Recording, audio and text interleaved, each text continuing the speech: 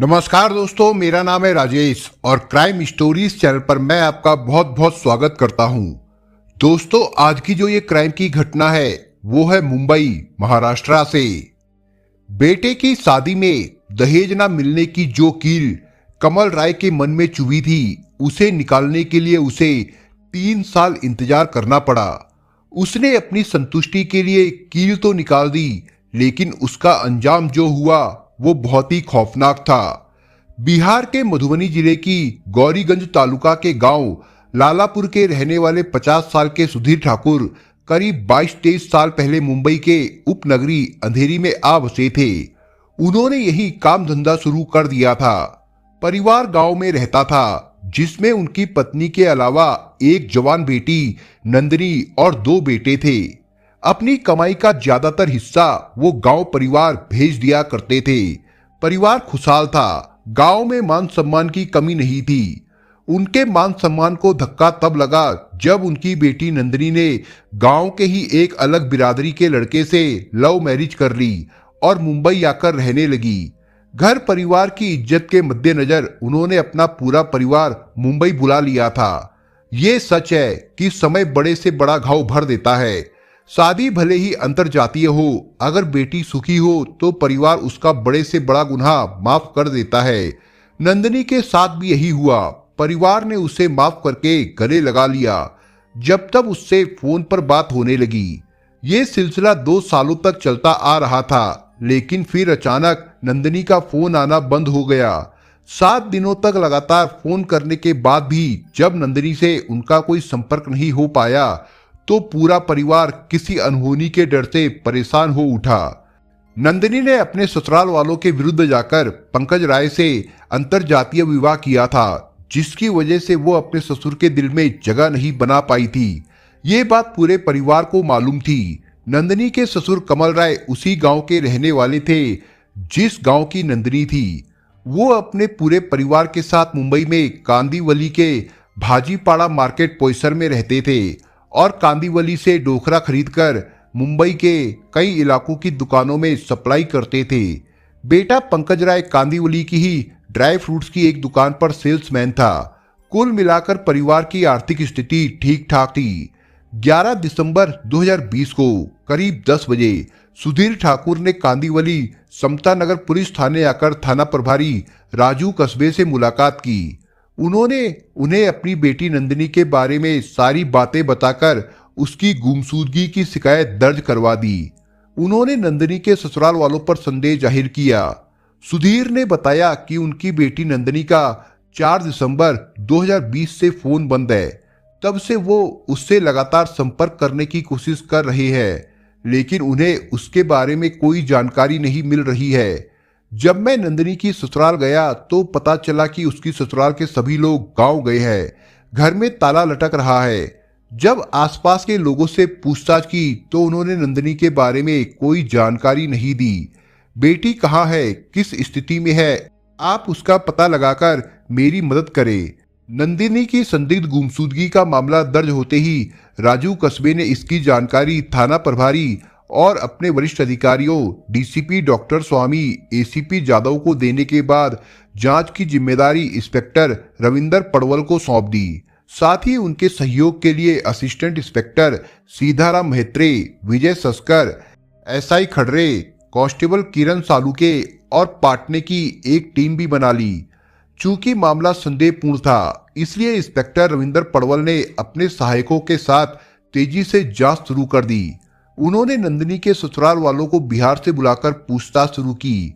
नंदिनी के ससुर कमल राय ने नंदिनी की गुमशुदगी के बारे में अनभिज्ञता जाहिर करते हुए कहा कि वो तो नंदिनी को सकुशल घर पर छोड़कर गांव गए थे।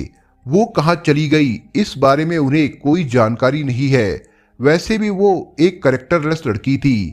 उसका चाल चलन ठीक नहीं था। अपने किसी यार के साथ भाग गई होगी।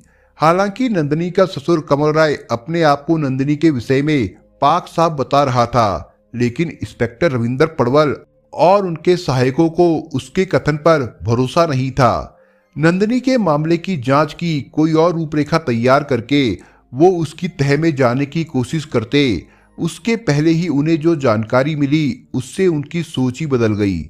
24 दिसंबर 2020 को लगभग 8 बजे पुलिस कंट्रोल रूम से जो खबर प्रसारित हुई उसे समतानगर पुलिस थाना पुलिस ने भी सुना। मुंबई उपनगर मलाड मालोनी थाने की पुलिस को मलाड अक्सा बीच समुद्र के किनारे एक युवती का शव मिला था, जिसे एक सफेद चादर में लपेटने के बाद बोरी में भरकर किसी नाले में फेंका गया था, जो बहकर समुद्र के किनारे पहुंच गया था। शव बुरी तरह से सड़ गया था। उम्र और हुलिया कुछ वैसा ही था जैसा कि नंदिनी की शिकायत में दर्ज था। मलाड अक्सा बीच पिकनिक पॉइंट है। वहां सुबह सुबह घूमने गए किसी व्यक्ति ने इस मामले की जानकारी मलाड मलोनी पुलिस थाने को दे दी। जिस समय मलोनी पुलिस टीम घटनास्थल पर पहुंची तब तक वहां पर काफी लोगों की भीड़ एकत्र हो गई थी।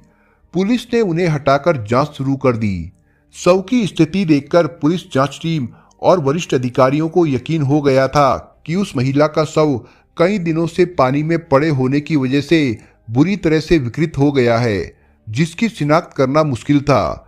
शव कहीं दूर से बहकर आया था। मलाड मलोनी पुलिस ने आवश्यक कार्रवाई करने के बाद शव को पोस्टमार्टम के लिए बोरीवली के भगवती अस्पताल भिजवा दिया। शव के पास कोई ऐसी चीज नहीं मिली थी जिससे उसकी शिनाख्त हो पाती और जांच को कोई दिशा मिलती। पुलिस के पास इस मामले को सुलझाने का एक ही रास्ता था जिसे पुलिस हमेशा अपनाती है। उन्होंने भी वही किया। ये खबर पुलिस कंट्रोल रूम से वायरलेस द्वारा शहर के सभी थानों में प्रसारित करा दी और ये जानने की कोशिश की कि पिछले हफ्ते मृतका की किसी पुलिस थाने में गुमशुदगी तो दर्ज नहीं हुई है। इससे मलाड मलोनी पुलिस की समस्याओं का हल तो निकला ही, नंदिनी की गुमशुदगी का रहस्य भी खुल गया। सूचना मिलते ही समतानगर पुलिस थाने की जांच टीम मलाड मलोनी पुलिस थाने के अधिकारियों से संपर्क कर नंदिनी के पिता को शव की पहचान के लिए मलाड मलोनी पुलिस थाने ले गए, जहां से उन्हें बोरीवली के भगवती अस्पताल ले जाया गया।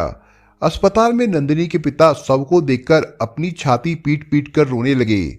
साथ गई पुलिस टीम ने राहत की सांस ली और मामले की जांच तेजी से शुरू कर दी।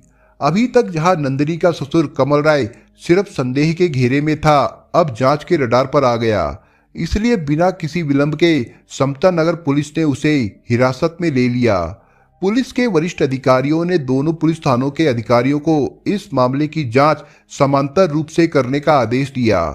दहेज लोभी ससुर की करतूत अब तक नंदिनी की हत्या से अनजान बने उसके ससुर कमल राय पर जब पुलिस का शिकंजा कसा तो उसने घुटने टेक दिए। पुलिस के सवालों की बौछार के आगे बचने का कोई रास्ता ना पाकर उसने अपना गुनाह स्वीकार करते हुए नंदिनी हत्याकांड और उसमें शामिल अपने दोनों साथियों के नाम बता दिए। 55 साल के कमल राय का अपने गांव और अपने समाज में अहम स्थान था। काफी इज्जत और मान सम्मान था। उसके परिवार में पत्नी के अलावा बेटा पंकज राय था। पंकज राय उनकी इकलौती संतान थी जिसे उनका पूरा परिवार प्यार करता था, क्योंकि बिहार में अच्छे घरों के लड़कों की शादी के लिए अच्छी मांग होती है। शादी में उन्हें लड़की वालों की तरफ से काफी मान सम्मान और लाखों रुपए का दान दहेज भी दिया जाता है। मगर कमल राय का ये सपना पूरा नहीं हुआ।